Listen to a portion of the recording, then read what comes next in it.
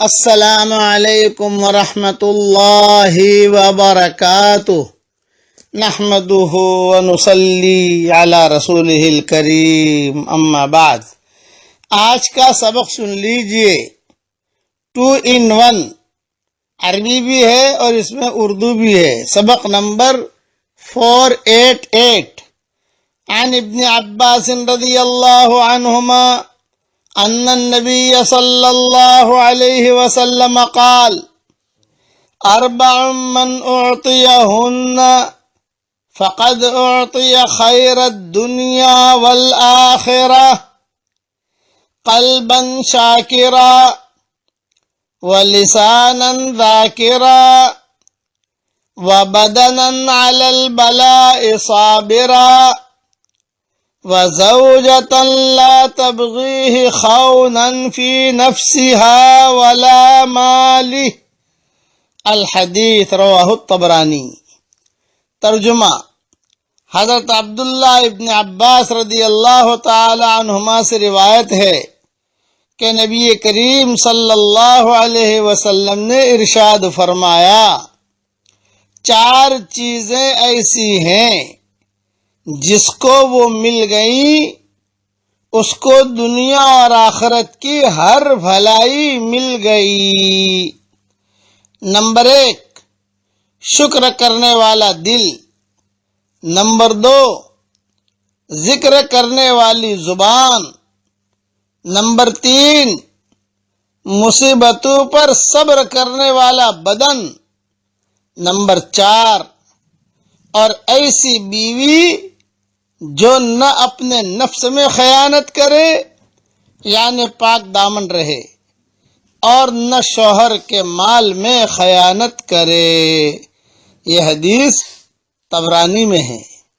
یہ حضور صلی اللہ علیہ وسلم نے سعادت مندی کی چیزیں بتائی ہیں، یہ خوش قسمتی کی چیزیں۔ یہ بیوی کا جو جملہ کہا حضور صلی اللہ علیہ وسلم نے، اس سے الٹا بھی ہو سکتا ہے کہ کسی بیوی کو ایسا شوہر ملے جو خیانت نہ کرے، پاک دامن رہے، اور وہ بیوی کے ساتھ کسی معاملے کے اندر بھی خیانت نہ کرے۔ کبھی کبھار بیویاں مالدار ہوتی ہیں تو شوہر جو ہے ان سے مال وصول کرتا رہتا ہے، یا بعض شوہر ایسے ہوتے ہیں جن کی نگاہیں بیوی کے مال کے اوپر ہوتی ہیں۔ شوہر جو ہوتے ہیں وہ غریب ہوتے ہیں اور بیوی کو اللہ نے مال دے رکھا ہوتا ہے۔ اب وہ کوشش میں ہوتے ہیں کہ کسی طریقے سے، چونکہ بیوی ہے، کسی طریقے سے اس کے مال میں سے کچھ نہ کچھ لے لوں، کچھ ترتیب کروں۔ یعنی دونوں طرف سے یہ چیزیں ہے کہ یہ بھی خیانت نہ کرے، وہ بھی خیانت نہ کرے۔ اللہ تعالی ہم سب کو نیک بیویاں دے، اور جو بیویاں ہیں ان کو اللہ تعالی نیک شوہر دے، اور اللہ تعالیٰ سب کو سعادہ میں شامل فرمائے۔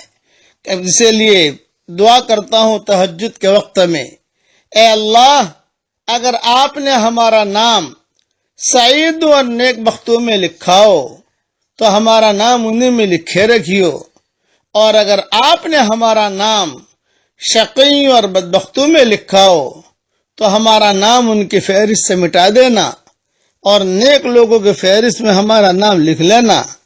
لکھنا بھی آپ کا کام ہے، مٹانا بھی آپ کا کام ہے، لوح و قلم بھی آپ کے پاس ہیں۔ یہ دعا حضرت عمر رضی اللہ تعالی عنہ تہجد وہ طواف کرتے کرتے مانگا کرتے تھے اور بہت روتے تھے۔